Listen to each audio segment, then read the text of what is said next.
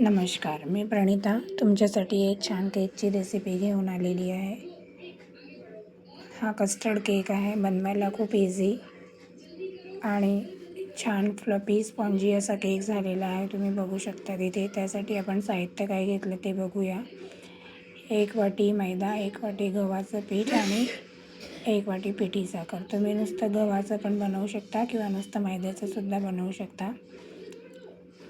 आपण जे हे कोरडे पदार्थ आहेत, कोरडे इन्ग्रेडियंट्स ते छान आधी आपण गाळणीने गाळून घेणार आहोत. म्हणजे त्याच्यामध्ये आपल्याला काही असं जाडसर राहिलं नाही पाहिजे. छान पावडर झाली पाहिजे सगळ्यांची. छान आपण हे गव्हाचं पीठ, मैदा आणि पिठी साखर छान एकत्र मिक्स करून घेऊया.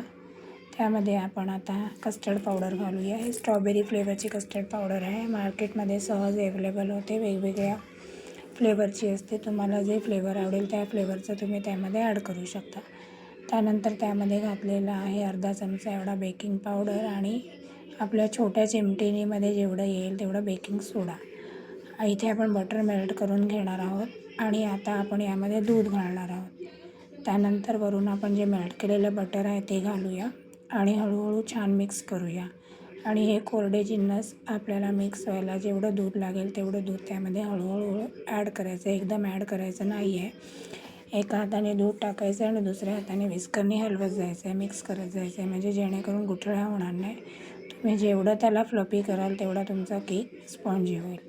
त्यानंतर छान आपल्याला हे मिक्स करून घ्यायचं आहे. जवळजवळ मला 1.25 वाटी एवढं दूध राहिलं होतं. त्यानंतर हा केक टीन आहे त्याला मी बटर पेपर लावलेला आहे. त्यामध्ये छान आपण आपले केकचं बॅटर घालूया आणि 2-3 वेळा टॅप करूया.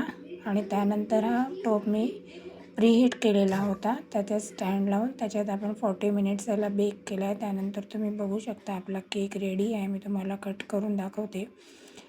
सहज कट होतो आणि किती स्पॉन्जी झालेला आहे.